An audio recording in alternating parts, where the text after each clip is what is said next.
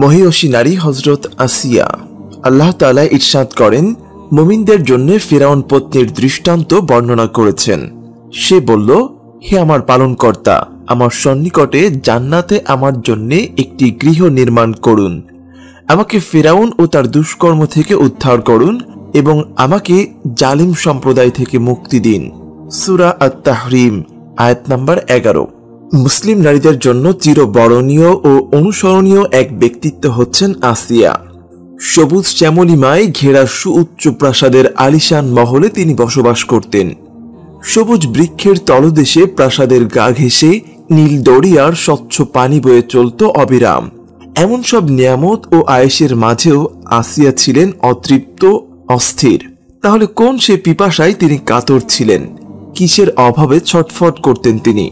আল্লাহ পাকের কাছে আসিয়া কাতর দোয়া করেছিলেন তিনি যেন তার স্বামীর দুষ্কর্ম থেকে তাকে হেফাজত করেন, তার জুলুমবাজ কওমের হাত থেকে রেহাই দেন তাকে। তিনি আরো বলেছিলেন তার স্বামীর পৃষ্ঠপোষকতায় যে পাপের রাজ্য কায়েম হয়েছে সেখান থেকে বের হতে তিনি উদ্গ্রীব হয়ে পড়েছেন। অথচ একসময় তিনি স্বামীর খুব ঘনিষ্ঠ ছিলেন, হৃদয় জুড়ে ছিল তার ভালোবাসা। তাহলে তার এই অভিযোগের প্রেক্ষাপট কি? ফেরাউন তার সুউচ্চ রাজপ্রাসাদ, সুদূর বিস্তৃত সাম্রাজ্যে অপ্রতিদ্বন্দ্বী বাদশা ছিল। সে ছিল ভীষণ কঠোর প্রকৃতির ও পাষাণ দিল। নির্বিচারে প্রজা সাধারণের উপর সে জুলুম করত, অত্যাচারে জর্জরিত করত তাদের। ফেরাউন স্বেচ্ছাচারিতার চরম সীমায় পৌঁছে গিয়েছিল। অত্যন্ত অহংকার ও গর্ব করে বেড়াত সে।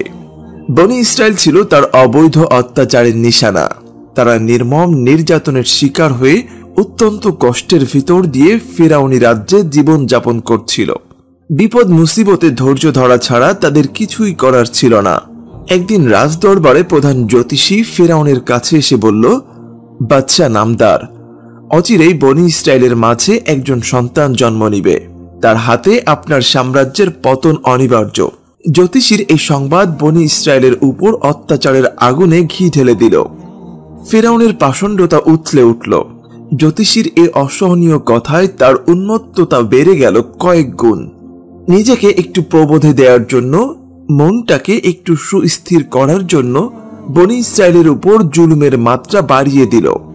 সে তাদের নবজাতক পুত্র সন্তানদের ধীরে ধীরে নৃশংসভাবে হত্যা করতে লাগলো, তবে শুধু কন্যা সন্তানদের জীবিত রাখত।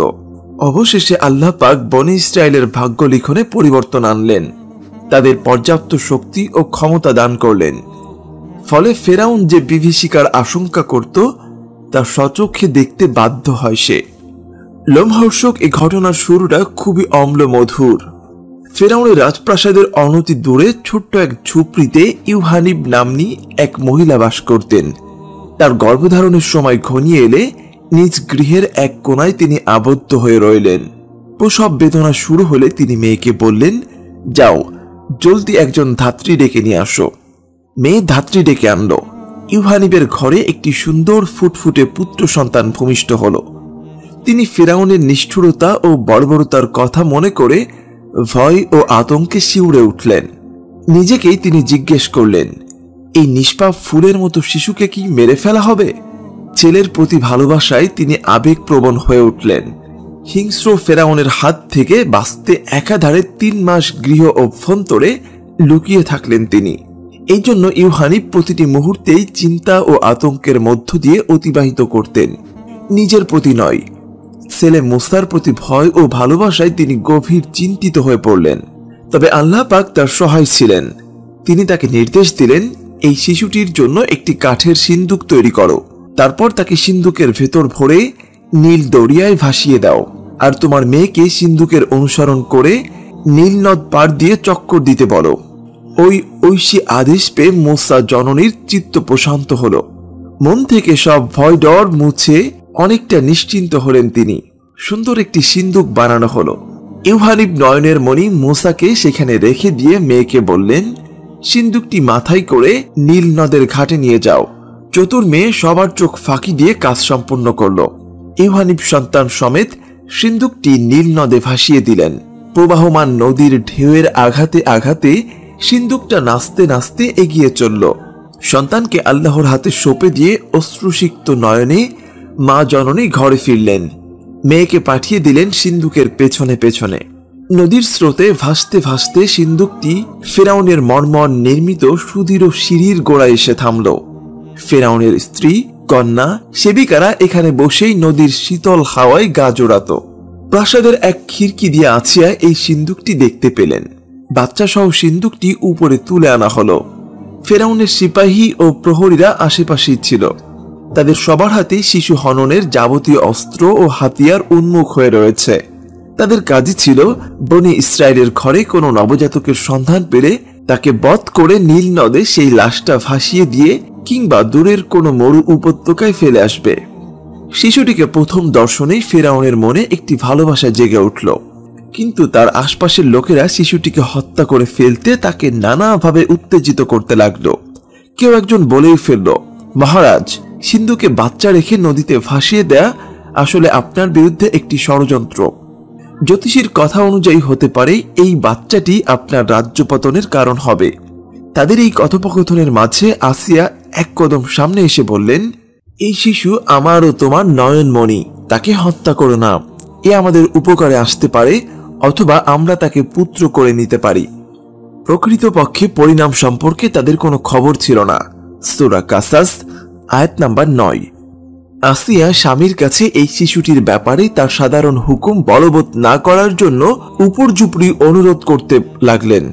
প্রত্যাশা নিয়ে তিনি বললেন, হতে পারে এই শিশু বড় হয়ে আমার একান্ত বাধ্যগত হবে, আর আমরা তাকে আমাদের সন্তান রূপে গ্রহণ করব। এক পর্যায়ে ফেরাউন তার কথা মেনে নিল। রাজপ্রাসাদে মূসা তখন ফেরাউনের পুত্রবত হয়ে গেল।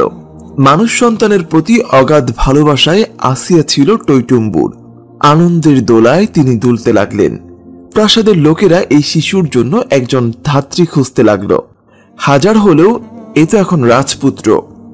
আর ফেরাউন তো শুধু বাদশাই নয়, প্রজাসাধারণের সকল্পিত প্রভুও সে। কাজেই চতুর্দিক থেকে ধাত্রীদের আগমভাব প্রাসাদ ভরে উঠল। ফেরাউন ও আসিয়া বাচ্চার জন্য একজন যুৎসই ধাত্রীর জন্য প্রতীক্ষমান। কিন্তু রাজপ্রাসাদে আগত কোনো মহিলার স্তনী মুখে নিচ্ছে না বাচ্চাটি।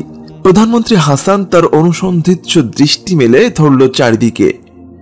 ইত্য বছরে মুসার সহোদররা বোন সামনে এগিয়ে এসে বলল, আমি একজন ধাত্রীর সন্ধান দিতে পারি। আশা করা যায় এই বাচ্চা তার দুধ পান করবে। বাচ্চাটির অবিরাম কান্না আমার মনে খুব করুণ হয়ে বিচ্ছে, তাই আমি তোমাদের সাহায্যে এগিয়ে এলাম। অন্যথায় এতে আমার কোনো গরজ নেই। আসিয়া বললেন, জলদি গিয়ে তাকে নিয়ে আসো। দেখছো না সে কেমন জোরে জোরে চিৎকার করছে? ক্ষুধার তাড়নায় মুখটা একেবারে পাংশ হয়ে গেছে ছেলেটির। মেয়েটি বলল, আপনি দুশ্চিন্তা করবেন না রানীমা, আমি এক্ষুনি তাকে নিয়ে হাজির হচ্ছি। মুসার বোন মারিয়াম দৌড়ে মায়ের কাছে গেল। মাকে বলল, আম্মা, সুসংবাদ শুনুন, তাকে নিয়ে অবাক কাণ্ড ঘটে গেছে। মুসা আগত কোনো মহিলার দুধই পান করছে না, সকলেই হতাশ হয়ে ফিরে গেছে। আমি তাদেরকে আপনার কথা বলে এসেছি, চলুন, জলদি চলুন। ইউহানিক বলতে লাগলেন, আমার প্রচন্ড ভয় হচ্ছে, যদি তারা কোনোভাবে বুঝে ফেলে যে আমি তার মা, তাহলে কি হবে? কিন্তু আমার তো আর তর সইছে না, সেই কখন থেকে যে অবিরাম দুধ ছড়ছে। মরিয়াম বলল, আম্মা, তাড়াতাড়ি চলুন, আমাদের অনেক দেরি হয়ে যাচ্ছে। তারা উভয় রাজপ্রাসাদে রওনা হলেন। সেখানে পৌঁছে দেখলেন মুসার কান্নার আওয়াজ উচ্চে উঠে গেছে। আসিয়া তাকে কোলে তুলে নিয়ে খেলিয়ে দুলিয়ে প্রবোধ দিচ্ছে আর আদর করছে, কিন্তু কান্না থামছে না কিছুতেই। ইউহানিব তার কাছে গিয়ে বললেন, রানীমা, একে আমার কাছে দিন। আসিয়া মারিয়ামকে লক্ষ্য করে বললেন, এই কি সেই ধাত্রী? মারিয়াম বলল, জি হ্যাঁ। রানীমা, আপনি নিশ্চিন্তে বাচ্চাকে তার হাতে দিন। মনে হচ্ছে অবশ্যই সে এর দুধ পান করবে এবং কান্নাও বন্ধ করবে। ইউহানিব বাচ্চাকে কোলে তুলে নিতেই সে নীরব হয়ে গেল। তার চোখে ফুটে উঠল একটি খুশির ঝিলিক। নিতান্ত শান্ত ভঙ্গিতে সে তার দুধ পান করতে লাগলো। পাশে দাঁড়ানো আসিয়ার খুশি আর ধরে না। প্রশান্তির একটি নিঃশ্বাস ছাড়লেন তিনি। কিন্তু চতুর ফেরাউনের মনের ভেতর একটি সন্দেহ দানা বেঁধে উঠল। ফেরাউন তাকে জিজ্ঞেস করল, আচ্ছা বলো তো, কে তুমি? এই বাচ্চা আর সব মহিলা থেকে মুখ ফিরিয়ে তোমার দিকে বা কেন মুখ নিল? ইউহানিব বললেন, আমার পেশাই হচ্ছে দুধ পান করানো। আমার দুগ্ধ বড়ই সুমিষ্ট ও সুপ্রিয়। সব ধরনের শিশুরাই আগ্রহ ভরে আমার দুগ্ধ পান করে, আর যে একবার আমার দুগ্ধ খায় সে অন্যদের দুগ্ধ মুখে নিতে চায় না। ফিরআউন প্রধানমন্ত্রী হামানের দিকে ইশারা করে বলল, এই মহিলার ভাতা দ্বিগুণ করে দাও আর তার থাকার সুবন্দোবস্ত করে দাও। মূসা জননী এসব কথা শুনে এবং পরিস্থিতির অনুকূলতা অনুভব করে অত্যন্ত খুশি হলেন। আল্লাহ পাকের ওয়াদা যে এত দ্রুত বাস্তবায়িত হবে তা তিনি ভাবতেই পারেননি। আসিয়া তাকে বললেন, তুমি আমাদের এই প্রাসাদেই অবস্থান করো, আমি তোমার থাকার জন্য মনোরম একটি কামরা এবং উপযোগী খাবার দাবারের ব্যবস্থা করে দিব। ইউহানিব বললেন, রানীমা, আপনাকে অনেক অনেক শুকরিয়া। আমি চাচ্ছি এই বাচ্চাকে আমার ঘরে দুগ্ধপান করাবো। সেখানকার পরিবেশ খুব মনোরম, আর আমিও অবলীলায় সেখানে চলাফেরা করতে পারবো। এই বাচ্চারও বোধ হয় কোনো কষ্ট হবে না। আসিয়া বললেন, তোমার যা ইচ্ছা তাই করো। মূসা জননী সন্তান নিয়ে ঘরে ফিরলেন। আল্লাহর শুকরিয়া ও কৃতজ্ঞতায় মুখর হয়ে উঠলেন তিনি তো তার দিলে প্রশান্তি দিয়েছেন, মনের অস্থিরতা দূর করেছেন, আর আদরে দুলালকে তার কোলেই ফিরিয়ে দিয়েছেন। খুব বেশি সময় তাকে অপেক্ষা করতে হয়নি। আদরে যত্নে মা ছেলেকে লালন পালন করতে লাগলেন। আসিয়ার যখনই বাচ্চাটিকে দেখতে মন চাইত, তিনি কাউকে পাঠিয়ে তাকে রাজপ্রাসাদে নিয়ে আসতেন এবং দীর্ঘ সময় ধরে তৃপ্তি ভরে দেখতেন। একটু একটু করে মূসা হাঁটুতে ভর দিয়ে চলতে শিখলেন। কখনো কখনো দু পায়ে ভর করে থাকতেন কিছুক্ষণ। ভাঙা ভাঙা করে অল্প স্বল্প কথাও বলতেন মাঝে মধ্যে। যখনই আসিয়া মূসার সাথে একটু আমোদ আহ্লাদ করতেন, সে অত্যধিক আনন্দিত হয়ে উঠত। তবে আর কোনো মহিলার সামনে সে এতটা আনন্দিত, এতটা অকৃত্রিম হতো না। কৈশোর পেরিয়ে যৌবনের সিঁড়িতে পদার্পণ করলেন মূসা। আসিয়ার হৃদয় কন্দরে স্নেহের বৃক্ষটি এখন পত্র পল্লবে সুশোভিত। মানুষপুত্র মূসাকে না দেখে থাকতে পারে না তিনি। দুগ্ধপানের মেয়াদ শেষ হতেই মূসাকে রাজপ্রাসাদে দিয়ে গিয়েছিলেন ইউহানিব।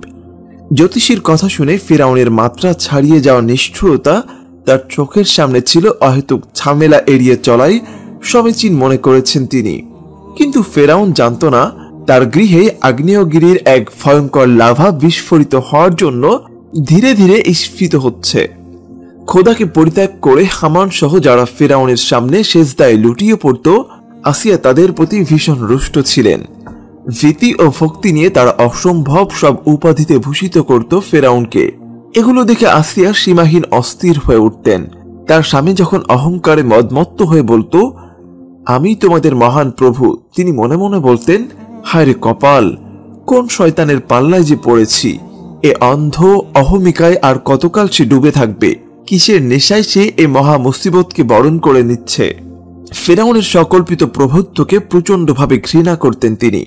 তার ভক্তদের ভাড়ামিপূর্ণ কার্যকলাপ দেখে দূর থেকে শুধু আফসোস করে বলতেন, সবগুলো এক একটা উন্মাদ। হৃদয়ের মণিকোঠায় মূসাকে ধারণ করতেন আসিয়া, প্রগাঢ় ভালোবাসায় ভরিয়ে রাখতেন তাকে। হঠাৎ একদিন একটি লোক হন্তদন্ত হয়ে ছুটে এসে তাকে সংবাদ দিল, মূসা জৈনেক কিপ্তিকে হত্যা করে ফেলেছে। স্বগোষ্ঠীয় এক লোকের পক্ষ অবলম্বন করেই এই কাজটা সে করেছে। আসিয়ার কন্যাদের সেবা করত যারা, তাদের একজনের স্বামী হিজকিল এসে তাকে জানালেন, শহরে দুজন লোক ঝগড়া করছিল। একজন মূসার স্বগোত্রীয়, অপরজন কিপ্তি লোকটির বিরুদ্ধে অপরজন মূসার সহযোগিতা চাইলে মূসা তাকে প্রচন্ড ঘুষি মারে, আর এতেই লোকটির ভবলীলা সাঙ্গ হয়ে যায়। আসিয়া মনোযোগ দিয়ে তার কথাগুলো শুনছিলেন। হঠাৎ দূর থেকে ফিরআউনের ক্রোধান্বিত চিৎকারে তিনি সচকিত হয়ে উঠলেন। তার বিকট আওয়াজে প্রাসাদ যেন কাঁপতে লাগলো। কোথায় মূসা? এখনো কেন তাকে বন্দী করা হচ্ছে না? সিপাহী ওই কুলাঙ্গারকে এক্ষুনি আমার সামনে হাজির করো। আমি নিহত কিপ্তির প্রতিশোধ নিতে চাচ্ছি, এক্ষুনি। পরিস্থিতির ভয়াবহতায় আসিয়া খুব শঙ্কিত হয়ে উঠলেন। মূসার প্রতি উৎকণ্ঠায় তার প্রাণ ব্যাকুল হয়ে উঠল। অনন্ত অসীম পরম সত্তার কাছে মিনতির দুহাত তুলে ধরলেন তিনি। ভক্তি গদগদ কণ্ঠে মহান মাবুদের কাছে তিনি মূসার কল্যাণের জন্য প্রার্থনা শুরু করে দিলেন। ইলাহি, মূসাকে ফিরআউন আর তার সাঙ্গুপাঙ্গুরা অনিষ্ট থেকে তুমি হেফাজত করো, তাদের বর্বরতা থেকে তুমি তাকে নিরাপদ রাখো। হিজকিল সেখান থেকে চলে গেলেন। নিজের স্বভাব শুদ্ধতার বদৌলতে তিনি এক আল্লাহয় বিশ্বাস করতেন এবং দাম্ভিক ফিরআউনের প্রভুত্বকে প্রত্যাখ্যান করতেন। দ্রুত মূসার কাছে গিয়ে তাকে সতর্ক করে দিয়ে তিনি বললেন, হে মূসা, রাজ্যের পরিষদ বর্গ তোমাকে হত্যা করার পরামর্শ করছে, অতএব তুমি বের হয়ে যাও। আমি তোমার হিতাকাঙ্ক্ষী। সূরা কাসাস আয়াত নাম্বার 20। মূসা হিজকিলের কথা আমলে নিয়ে তখনই ফিরআউন বাহিনী থেকে আত্মরক্ষার জন্য একদিকে পালিয়ে গেলেন। হিজকিল প্রাসাদে ফিরে এসে দেখলেন আসিয়া মূসার জীবন সংখ্যায় কম্পমান। তিনি কিছুটা নিচু আওয়াজে বললেন, রানীমা, আর ভয়ের কোনো কারণ নেই। আমি মূসা পর্যন্ত সব কথা পৌঁছে দিয়েছি এবং আসন্ন বিপদ সম্পর্কেও তাকে সতর্ক করেছি। শহর ছেড়ে দূরে কোথাও, যেখানে ফিরআউনের সিপাহীরা তার নাগাল পাবে না, চলে যাওয়ার জন্য সুপারিশ করেছি আমি। আসিয়া বললেন, মহান প্রভুর শুকরিয়া। তিনি মূসাকে ফিরআউনের হিংস্রতা ও নিষ্ঠুরতা থেকে হেফাজত করুন। কিন্তু তার অনুপস্থিতি আমাকে কুড়ে কুড়ে খাবে। সে তো আমার সন্তান সমতুল্য। আমার কোলে পিঠেই সে বড় হয়ে উঠেছে। তাকে ছাড়া আমি থাকবো কেমন করে? আচ্ছা, একটু খোঁজ নিয়ে দেখো না সে কোথায় গেছে। হিজকিল বললেন, রানীমা, আসুন, মহিমান্বিত স্রষ্টার কাছে আমরা তার কল্যাণের জন্য প্রার্থনা করি। একে একে কয়েক বছর কেটে গেল। মূসা আর মিশরে ফিরে এলেন না। মূসাকে এক নজর দেখার অধীর অপেক্ষায় থাকতে থাকতে আসিয়া প্রায় নিরাশ হয়ে গেলেন। কারো কাছে মূসার কোনো সংবাদ নেই। সবাই যেন মূসাকে ভুলে গেল। সময় গড়িয়ে চলল। ফিরআউন ও তার সাঙ্গপাঙ্গদের মনে বিশ্বাস বদ্ধমূল হয়ে গেল যে মূসা কশ্চিনকালেও আর ফিরে আসবে না। তবে কয়েক বছর পর মূসা ঠিকই ফিরে এলেন। এবার তিনি আল্লাহ পাকের একজন নবী ও পয়গম্বর হয়ে এলেন। মূসা আলাইহিস সালাম হকের দাওয়াত আর খোদাই শিক্ষার মহাসওগাত নিয়ে এলেন। আল্লাহ পাক তাকে ফিরআউনের কাছে এই দাওয়াত নিয়ে যেতে বলেছেন, যার অসহনীয় অত্যাচারে অতিষ্ঠ হয়ে মানবেতর জীবনযাপন করছে বনি ইসরায়েলের লোকগুলো। জীবনে ন্যূনতম অধিকার থেকে বঞ্চিত হয়ে পরাধীনতার শৃঙ্খলে তারা আষ্টে পৃষ্ঠে বাধা। তাদের মুক্তির পয়গাম নিয়েই মূসা আলাইহিস সালাম এসেছেন। নীল দরিয়ার জোয়ার ভাটা আসে, কিন্তু উদ্যত্ত ফিরআউনের নির্মম নিষ্ঠুরতায় কোনো ভাটা নেই। মানুষকে মাবুদ বানানো দুরাচার কিপ্তিদের লাগামহীন উস্কানিতে অপ্রতিরোধ্য হয়ে উঠেছে ফিরআউন।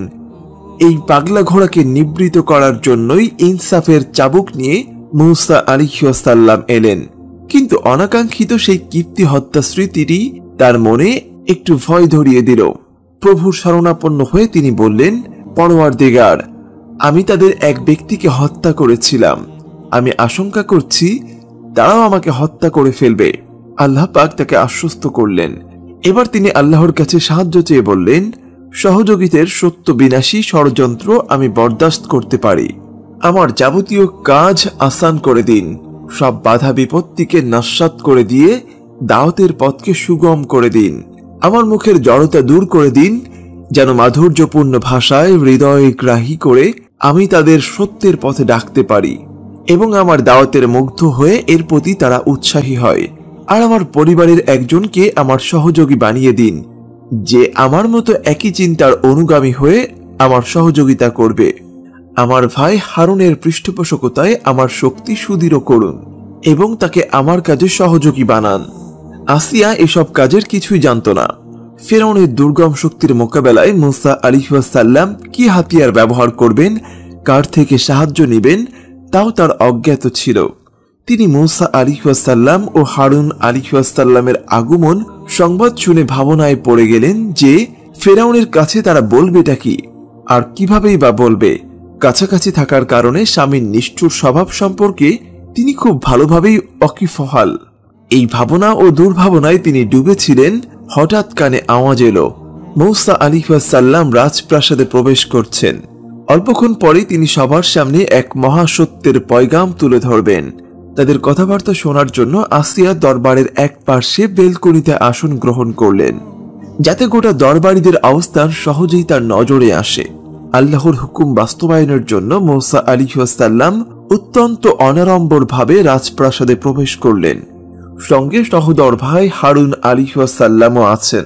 তাদের প্রতি আল্লাহর আদেশ ছিল, তোমরা ফিরআউনের কাছে গিয়ে বলবে, আমরা তোমার প্রভুর প্রেরিত পয়গম্বর। তোমার অত্যাচার ও অমানসিক নির্যাতনের হাত থেকে বনি ইসরায়েলকে মুক্ত করার জন্যই আমরা এসেছি। পাশেই গ্যালারি থেকে আসিয়া মনোযোগ সহকারে দরবারের দিকে তাকিয়েছিলেন। ভাবগম্ভীর কণ্ঠে মূসা আলাইহিস সালাম ফিরআউনকে বললেন, আমরা আল্লাহ পাকের প্রেরিত পয়গম্বর। বনি ইসরায়েলকে আমাদের সাথে যেতে দাও। তাদেরকে অযথা নির্যাতন করো না। সূরা তাহা আয়াত নম্বর 47। ফিরআউন কথাটিকে কোনো গুরুত্বই দিল না। উল্টো সে গোস্বা ভরে বলল, মূসা, আজ তুমি আমাকে এই কথা বলছো? আমি কি তোমাকে লালন করিনি? বছরের পর বছর আমার ঘরে খেয়ে পড়েই তুমি বড় হয়েছ। ব্যালকনি থেকে আসিয়া অত্যন্ত আগ্রহ ভরে ধ্যান সহকারে মূসা আলাইহিসসালামের কথা শুনছিলেন। তিনি দেখলেন ফেরাউন ক্রোধান্বিত হয়ে উঠছে। এটা চরমে উঠতে হয়তো খুব বেশি সময় লাগবে না। কিন্তু মূসা আলাইহিসসালাম নির্বিকার ভঙ্গিতে মুহূর্তেই এক সাংঘাতিক বাক্য নির্মাণ করলেন। আরে, বাল্যকালে আমার লালন পালনের অনুগ্রহের কথা বলে আমাকে তুমি খোঁটা দিচ্ছ? শুনে রাখো, এটাও ছিল তোমার বর্বরতা আর পাষণ্ডতার পরিণতি। যদি তোমার পাশবিকতা সীমা ছাড়িয়ে না যেত, তাহলে নিজ ঘরেই আমি সুখে শান্তিতে প্রতিপালিত হতাম। এখানে আসার পরও তো আমার জীবনের নিরাপত্তা নিয়ে সংশয় দেখা দিয়েছিল। আল্লাহ পাকের সীমাহীন মেহেরবানি আমাকে বাঁচিয়ে রেখেছে। অন্যথায় তোমার অভিপ্রায় তো ছিল অন্য কিছু। তোমার প্রাসাদে আমার প্রতিপালিত হওয়াও কি বনি ইসরায়েলের উপর অমানবিক অত্যাচারের প্রমাণ বহন করে না? এই কথা শুনে ফেরাউন আরো বেপরোয়া হয়ে বলতে লাগলো, ইতিপূর্বে তুমি আরো অনেক কিছু করেছ।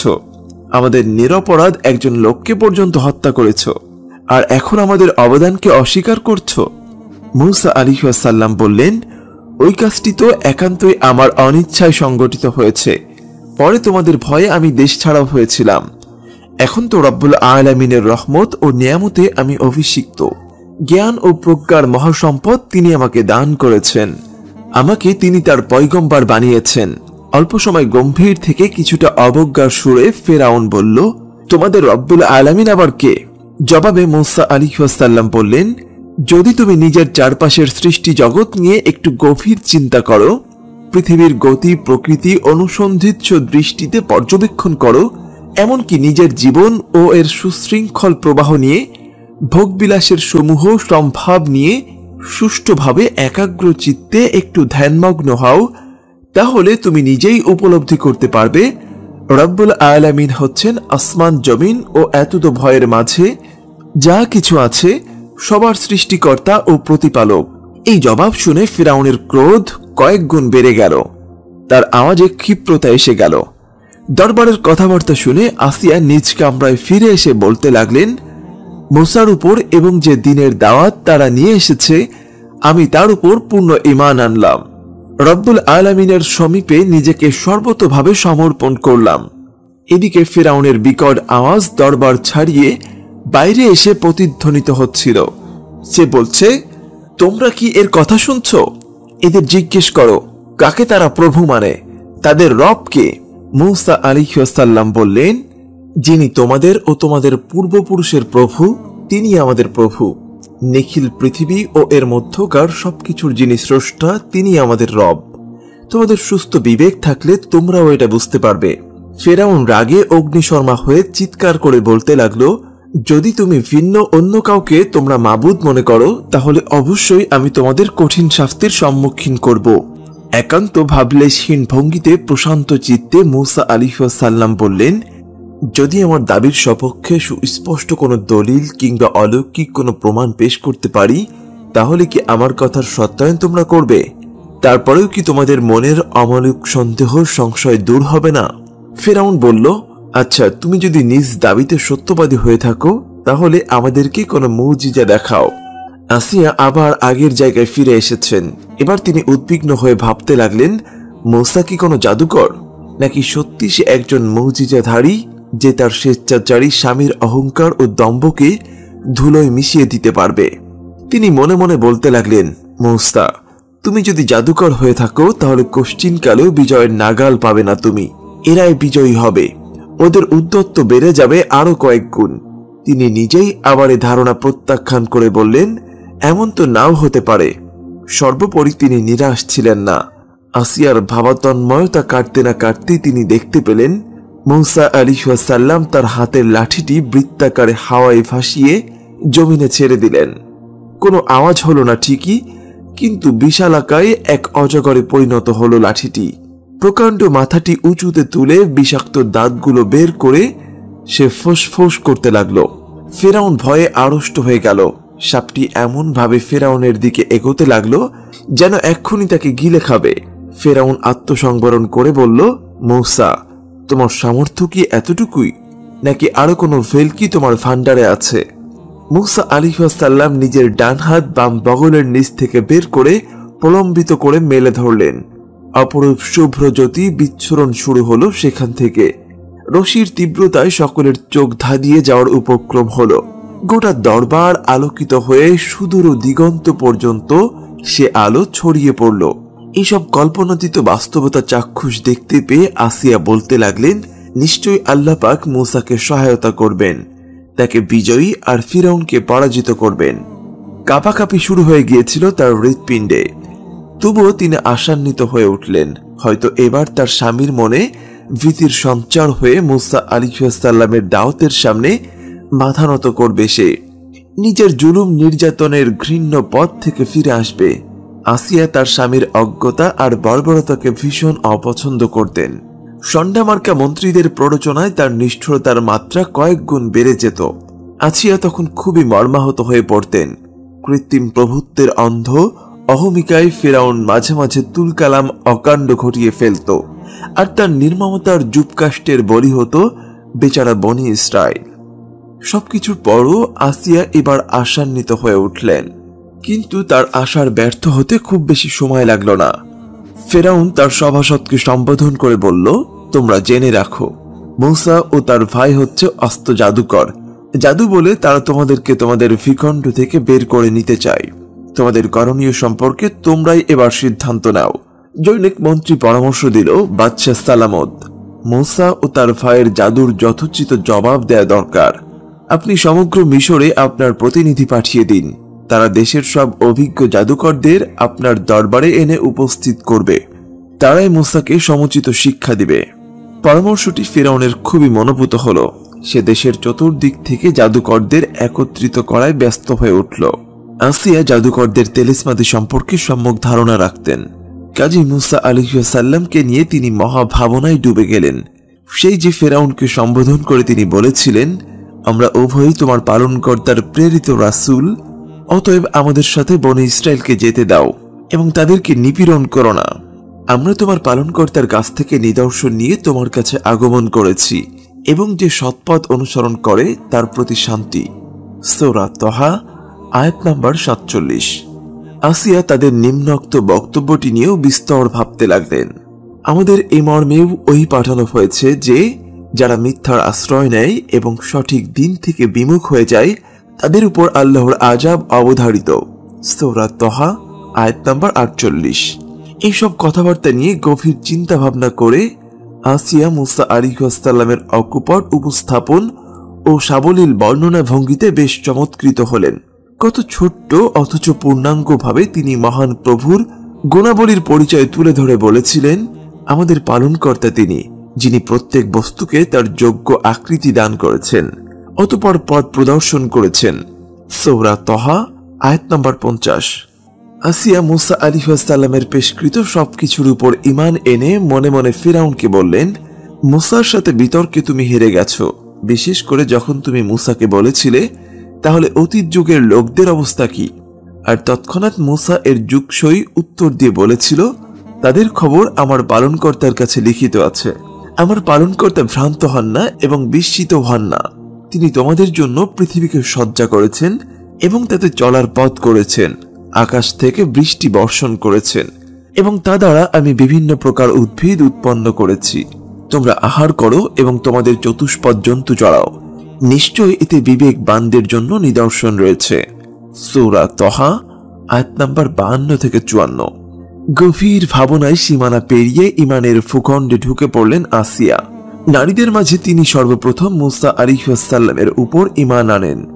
নিজের এই আবেগ ও অনুভূতি তিনি হিজকিলের স্ত্রীর সামনে তুলে ধরলেন। হিজকিল ইতিপূর্বেই ঈমান এনেছিলেন, কিন্তু ফিরাউনের ভয়ে তিনি ঈমান গোপন রেখেছিলেন। হঠাৎ ফিরাউনের চিৎকারের বিকট আওয়াজ শোনা গেল। দরবারের বিশাল পরিসর পেরিয়ে বাইরের প্রশস্ত আঙ্গিনা জুড়ে সে আওয়াজ ছড়িয়ে পড়েছে। আত্মম্বরিতার সুরে সে বলেছে, কালী মুসা তার জাদুর চূড়ান্ত পরিণাম দেখতে পাবে। তার জাদুর ক্ষমতা চিরতরে নস্যাৎ করে দেয়া হবে কাল। পরের দিন শহরের সকল লোক ফিরাউনের জাদুকরদের দেখার জন্য নির্দিষ্ট স্থানে সমবেত হলো। জাদুকররা তাদের ঐন্দ্রজালিক খেল দেখাতে শুরু করলো। হাতের রশিগুলোকে তারা জাদু বলে চলন্ত সাপে পরিণত করল। এদিকে ফিরাউন ও তার সঙ্গীরাও তো খুশিতে আটখানা। এদিকে মূসা আলাইহিস সালামের কপালে একটি চিন্তার ভাঁজ পড়ে গেল। আমার লাঠিও যদি সাপ হয় তাহলে লোকেরা জাদু ও মুজিজার পার্থক্য করবে কিভাবে? সঙ্গে সঙ্গে আল্লাহ পাক সান্ত্বনা দিয়ে নিশ্চিত করলেন। ওদিকে আসিয়া জাদুকরদের অভিনব কীর্তি দেখে ভয়ে এতটুকুন হয়ে গেলেন। দুশ্চিন্তায় কালো হয়ে গেল তার চেহারা। এতক্ষণে মূসা আলাইহিস সালাম তার হাতে লাঠি জমিনে ছেড়ে দিয়েছেন। মুহূর্তেই এক প্রকাণ্ড সাপ হয়ে তার নড়ে চড়ে উঠল। জাদুকরদের সাপের বিপরীত পার্শ্বে দাঁড়িয়ে এগিয়ে প্রত্যেকটি সাপকেই গিলে খেতে লাগলো। সামান্য সময়ের ব্যবধানে গোটা ময়দান খালি হয়ে গেল। এই অভাবিত দৃশ্য দেখে আসিয়া তো আনন্দে আত্মহারা প্রায়। অজ্ঞাতেই ভেতর থেকে কৃতজ্ঞতার আওয়াজ বেরিয়ে এলো।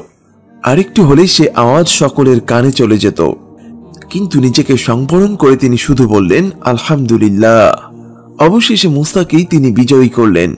অল্প কিছুক্ষণ পরেই তার খুশির জোয়ার আর বাদ মানল না।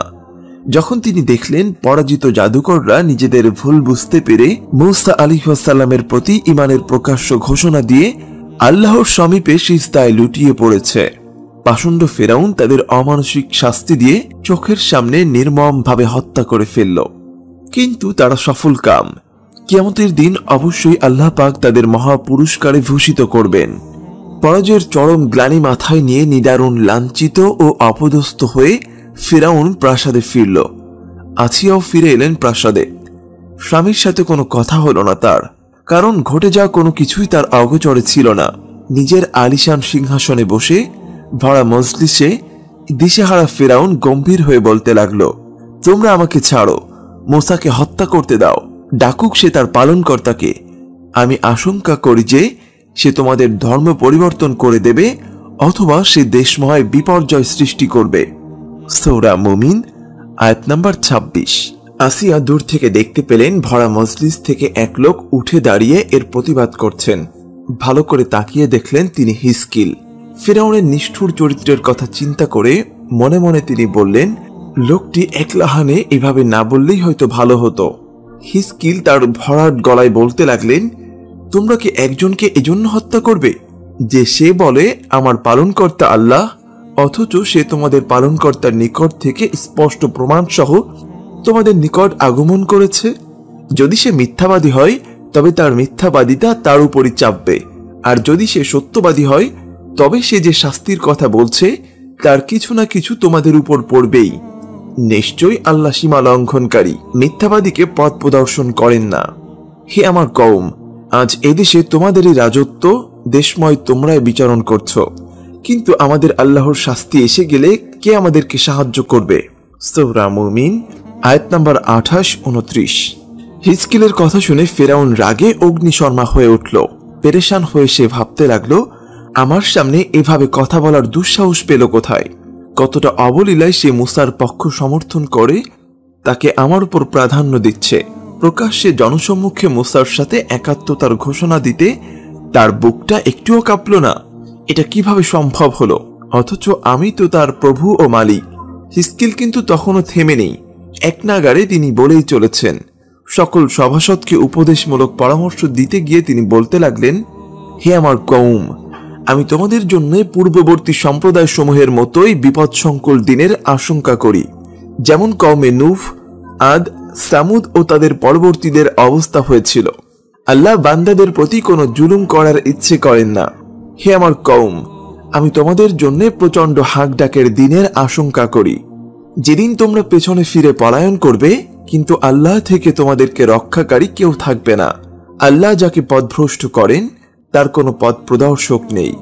সূরা মুমিন আয়াত নাম্বার ৩০-৩৩। আসিয়া হিজকিলের কথাগুলো গভীর মনোযোগ দিয়ে শুনছিলেন এবং তাকে নিয়ে প্রবল উৎকণ্ঠাও ভুগছিলেন। হয়তো এখনই সে ফিরাউনের রোষানলে দগ্ধ হয় কিনা। যা ভাবনা তাই। ফিরাউন অনতি বিলম্বে হিজকিলকে বন্দী করে হত্যা করে ফেলার নির্দেশ জারি করল।